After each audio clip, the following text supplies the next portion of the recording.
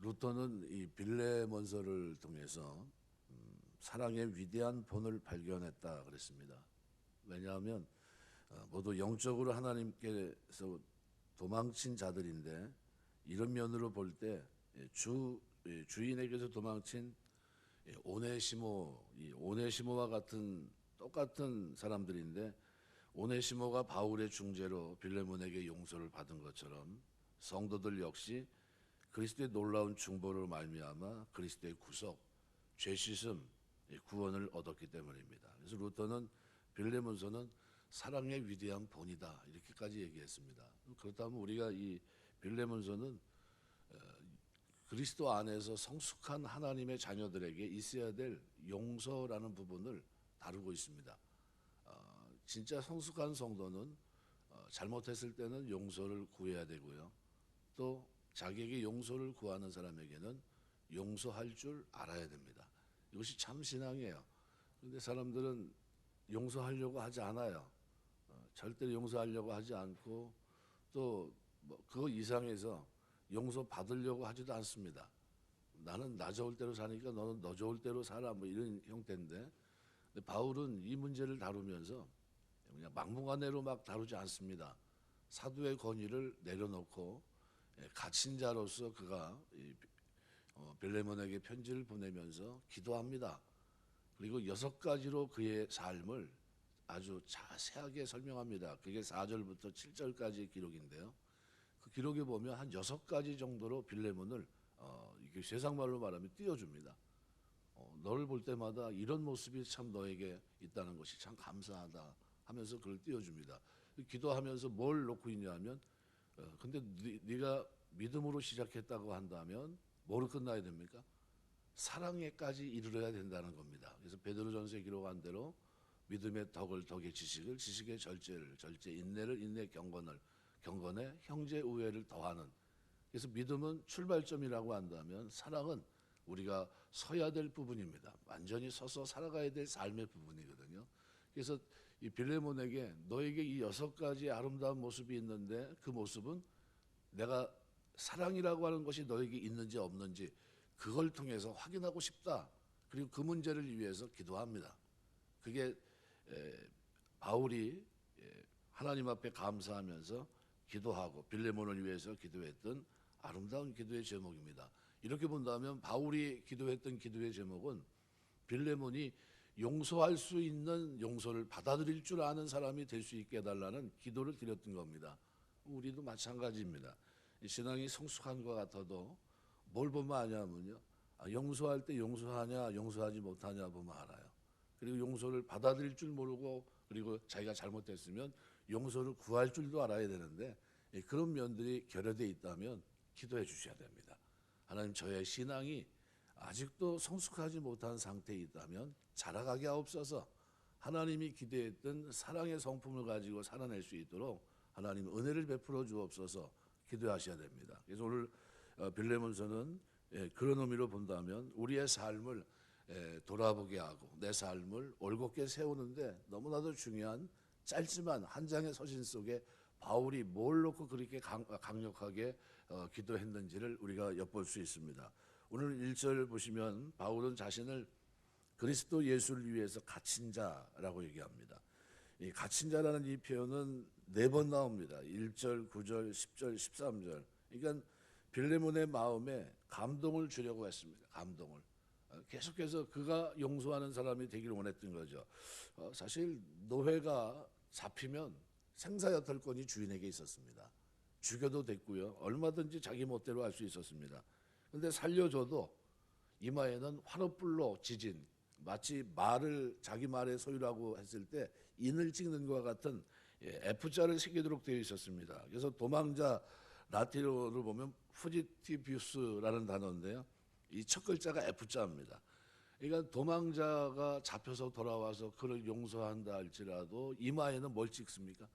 F자를 찍게 돼 있어요. 그래서 이 단어에서 나온 라틴어에서 나온 말이 피지티브라는 단어예요. 영어에.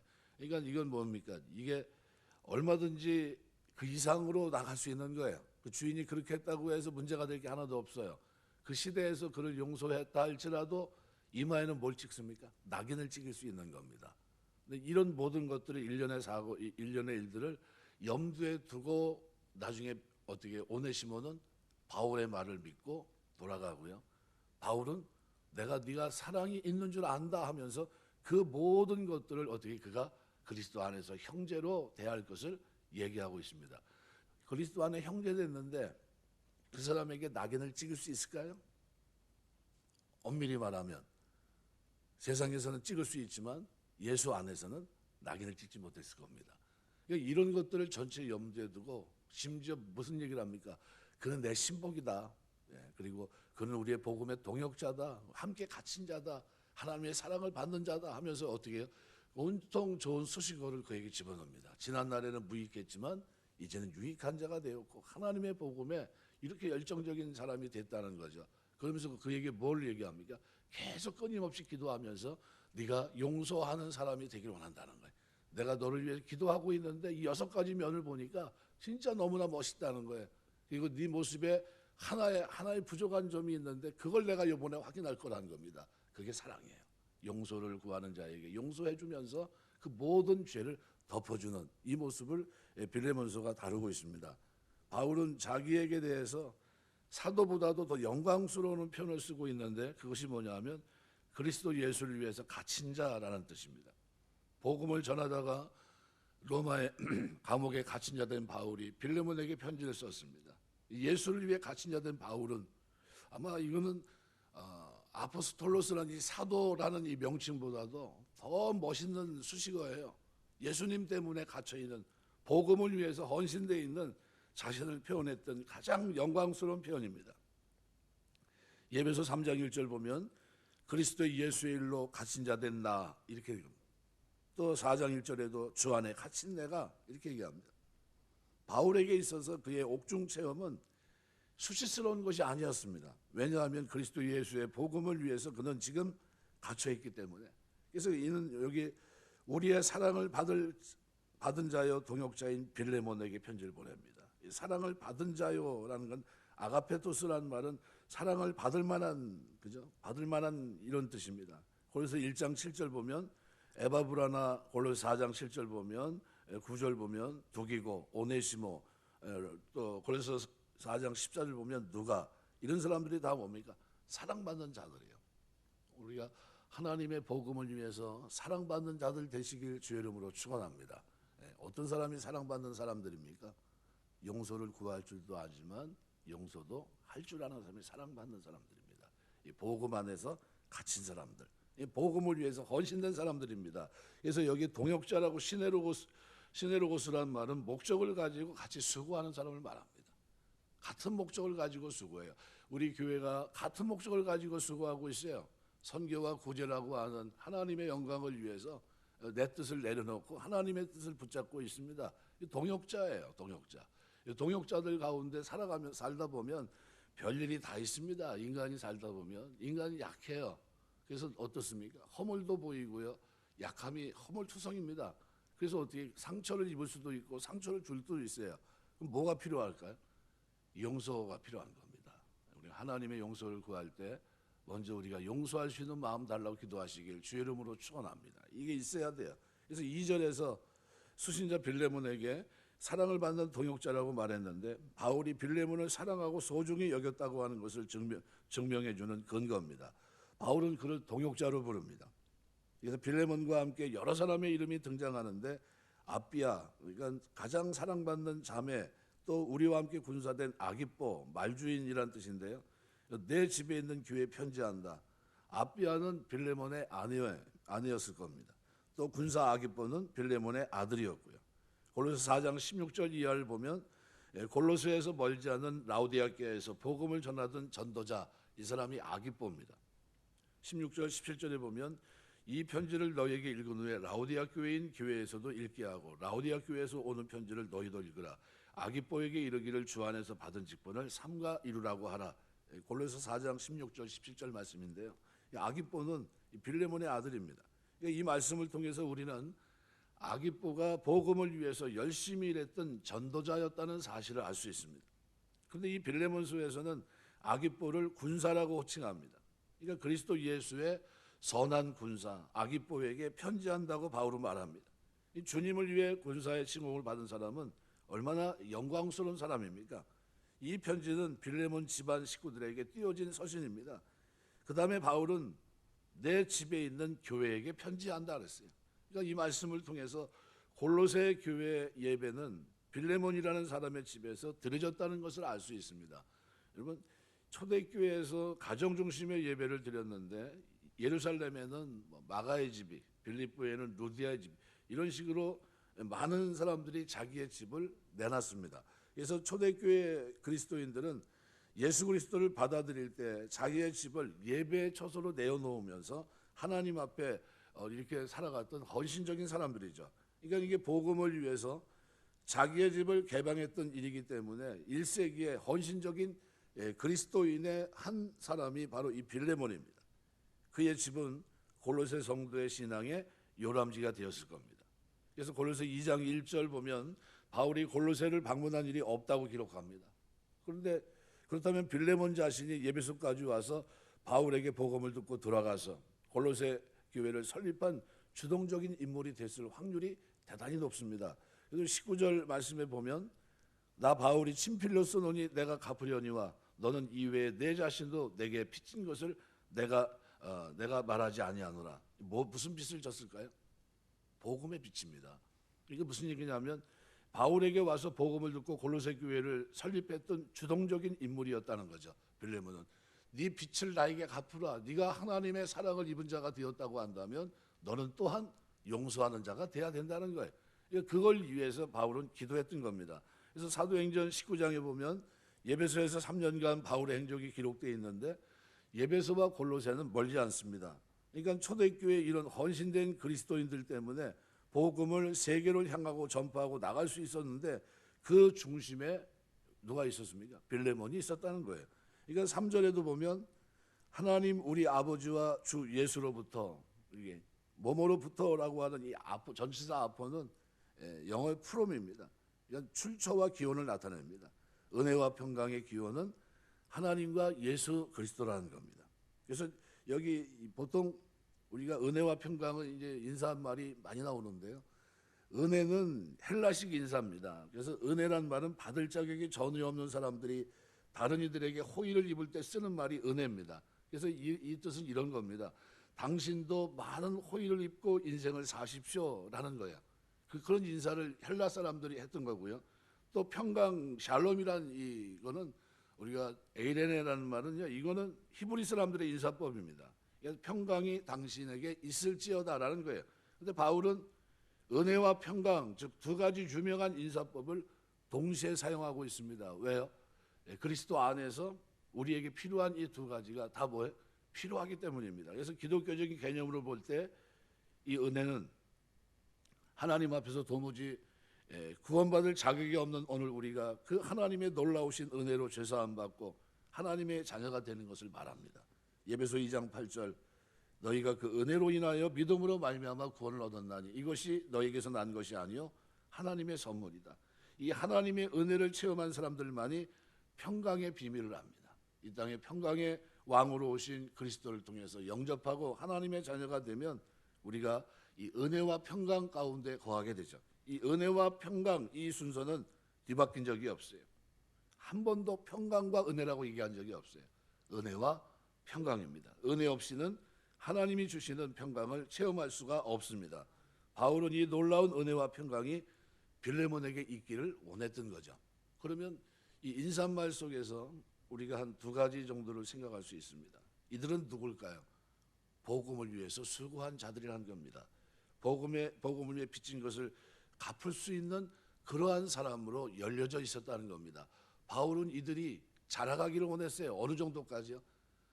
바로 빌레몬에게 편지를 보내면서 그 믿음이 사랑에 이를 수 있는 하나님이 원했던 진정한 용서를 알 수 있는 사람으로 그가 살아갈 수 있도록 기도하고 그리고 때가 돼서 오늘 오네시모를 보내면서 그로 하여금 이와 같은 사실을 확인하려고 했던 겁니다. 또 이들에게 주려고 했던 것이 뭡니까? 바로 은혜와 평강입니다. 성도는 주님을 위해 희생하는 자만이 타인의 희생을 요구할 수 있다는 사실을 잊지 마셔야 됩니다. 아무것도 하지 않은 상태에서 다른 사람에게 뭔가를 요구하고 있는 모습이 아닙니다. 오늘 본문에 사도 바울은 그리스도 예수를 위해서 갇혀 있는 모습 속에서 다른 사람에게 희생을 요구하고 있습니다. 내가 예수의 복음 때문에 빚진 자로 내가 살면서 갇혀 있다는 거예요. 너는 지금 평안한 가운데 있지만 너도 나와 같이 갇힌 자라고 생각한다는 거죠. 그럼 네가 갇힌 자라고 한다면 내가 용서하며 용서를 구하고 있듯이 너도 용서하며 용서할 줄 아는 사람이 돼야 된다는 거예요. 이게 갇힌 자라는 의미입니다. 그래서 그리스도 예수를 위해서 갇힌 자, 예수께서 희생적인 사랑을 보여주지 않으셨다면 우리는 구원받을 수조차 없었습니다. 그러므로 우리는 주님의 본 때문에, 그분의 명령 때문에 마태복음 18장 21절 35절 달란트 비유를 통해서 용서할 것을 명하신 주님의 명령 때문에 마땅히 희생적인 사랑을 오늘 우리는 실천해야 되는 것입니다. 우리의 삶에 용서, 사랑이라고 하는 이 부분은 반드시 어떻게 해요? 내 신앙을 증거할 수 있어야 돼요. 아, 저가 구원받은 사람이구나, 하나님의 사람이구나 하는 것을 뭘 통해 알 수 있습니까? 그 삶에 용서를 구하는 삶, 용서를 할 줄 아는 삶을 통해서 알 수 있습니다. 그래서 요한일서 3장 16절 이렇게 표현합니다. 그가 우리를 위해 목숨을 버리셨으니 우리가 이로써 사랑을 알고 우리도 형제들을 위해서 목숨을 버리는 것이 마땅하니라. 우리가 사랑하면서 기도할 제목이 있다면 뭡니까? 바로 이겁니다. 복음을 위해 수고하되 갇힌 자로서 내가 하나님의 용서를 실천할 수 있는 하나님의 사람 될 수 있도록 인도해 주옵소서. 가나안 농군학교 여러분 아시는 김영기 장로님 가족이 11명이 희생적인, 어떻게 보면 많은 영향을 주면서 한평생의 길을 걸어갔는데 뭐 때문에 그렇게 사람들이 열광했습니까? 그 가르침이죠. 고난 속에서 그 길을 걸어가면서 외쳤던 외침 때문입니다. 만일 그가 누구보다 떵떵거리며 높은 자리에 있으면서 그렇게 살아가면서 얘기했다면 아마 아무도 귀를 기울이지 않았을 겁니다. 그런데 왜 그렇게 쫓아갔습니까? 왜 그 앞에 가서 그 귀에 기울였습니까? 고난을 직접 감싸 안고 있었기 때문이에요.